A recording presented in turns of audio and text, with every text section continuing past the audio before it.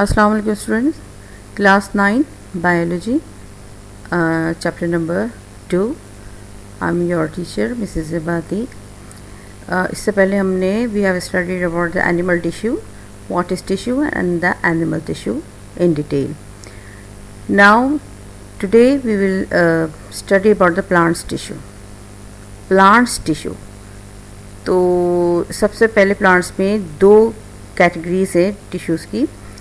It is divided mainly into two types, meristematic tissue and the permanent tissue. What is meristematic tissue? वो tissues जो बिल्कुल अभी new cells form कर रहे हैं, these are called the meristematic tissue. और वो tissues जो कि पुराने हो चुके होते हैं, dead हो जाते हैं, तो इनको हम permanent tissue कहते हैं. So there are some differences between the meristematic and the permanent tissue.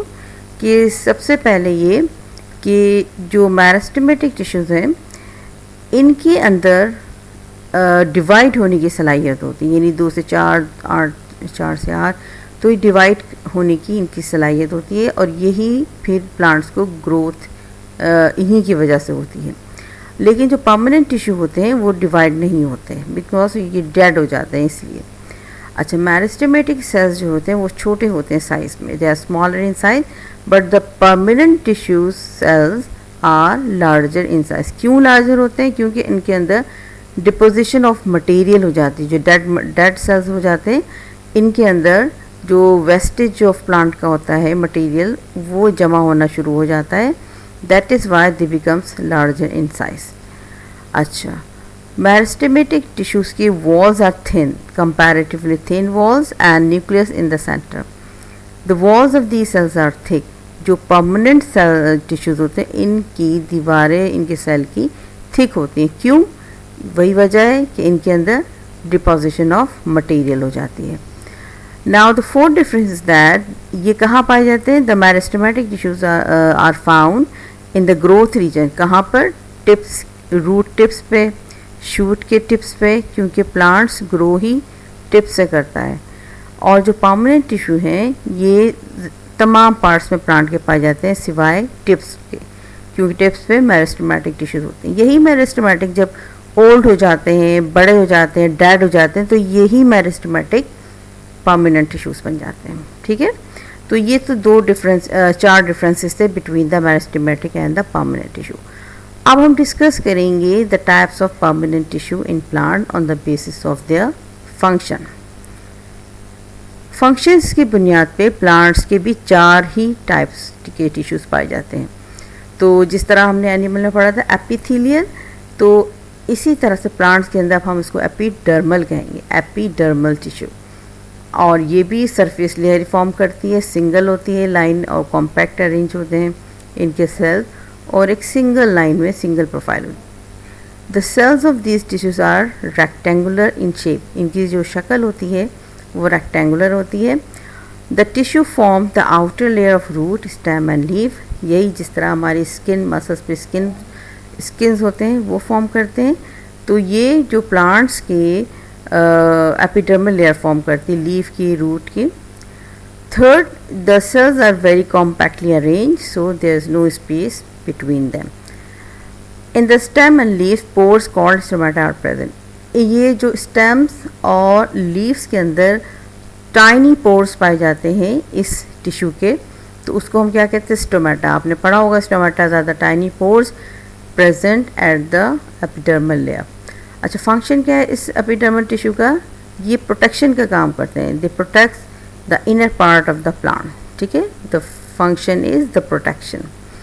Number 2, next is ground tissues.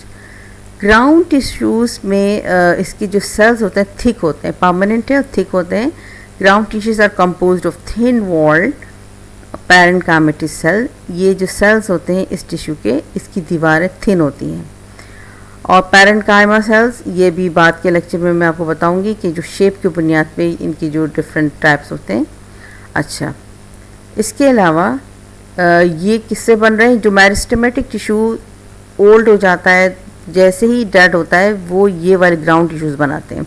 ये ज़्यादा ओल्डर नहीं होते, तो ये फ़ौरन ही मेरिस्टेमेटिक टिश्यू से बनते हैं, that is why the walls are still thin. अच्छा, ये कहाँ पाए जाते हैं? They are present in all parts of the plant except the epidermal and vascular tissue.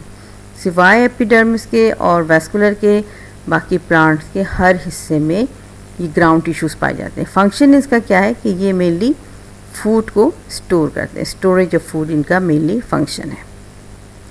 Third type of tissue is supporting tissue. ये नाम से ही ज़ाहिर है, ये सपोर्ट करता है प्लांट को सपोर्ट करता है। इसका मतलब इसकी वॉल थिक होनी चाहिए। तो when cells reach a maximum size the cells wall become dead. जब एक सेल बहुत ज़्यादा जब फुल साइज़ का हो जाता है तो अब वो डेड हो जाता है, सेल वॉल की डेड हो जाती है, और ये फिर सपोर्ट करता है, सपोर्ट करने का काम करता है, प्लांट को सहारा देता है, सपोर्ट करता है। अच्छा, ये इसकी भी बहुत सारी शेप्स होती हैं जो कि शेप में जब हम डिस्कस करेंगे तो वहाँ पे पता चलेगा।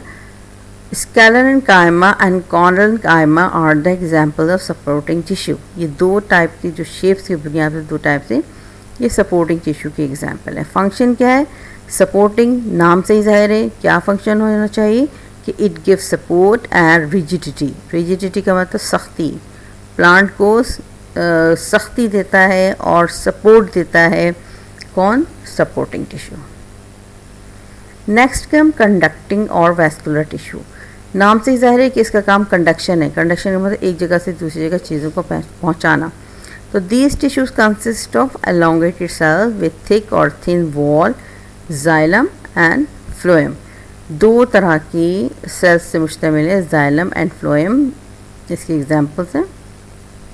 इन दोनों को मिलाकर हम वैस्कुलर टिश्यू कहते हैं। जाइलम क्या है कि ये स्केलर एंड कायमा वेसल्स और फाइबर्स पर मुश्तमिल होता है, और इसका काम ये होता है कि ये पानी और नमक, सॉल्ट एंड वाटर, सॉइल से लेकर लीव्स को प्रोवाइड करता है। किस लिए? फोटोसिंथेसिस के लिए। तो it mainly transport water and salt. और इसके अलावा जब फ्लोएम की बात होती है तो फ्लोएम जो है वो made up of living cells called sieve tubes, और इसका काम ये है कि ये फूड को लीव से वेरियस पार्ट्स पे ट्रांसफ़र करता है। PHLOEM phloem, the spelling is PHLOEM। ये इसको करेक्शन कर लीजिएगा, PHLOEM फ्लोएम। तो द फ्लोएम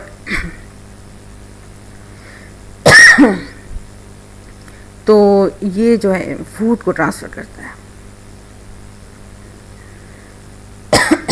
तो अब आपने परमानेंट टिश्यू की टाइप्स पढ़ लिए, तो ये आपका प्लांट्स का पूरा परमानेंट टिश्यू हो गया। अब नेक्स्ट लेक्चर में हम डिस्कस करेंगे कि प्लांट्स के जो टिश्यूज़ हैं वो शेप की बुनियाद पे कितनी तरह के होते हैं। ये तो on the basis of their functions के हैं। अच्छा, इसको अच्छी तरह से स्टडी करें, इसको कॉपी करें, अपने रजिस्टर पे उतारें और इसको याद भी करने की कोशिश करें। ओके, अल्लाह हाफ़िज़।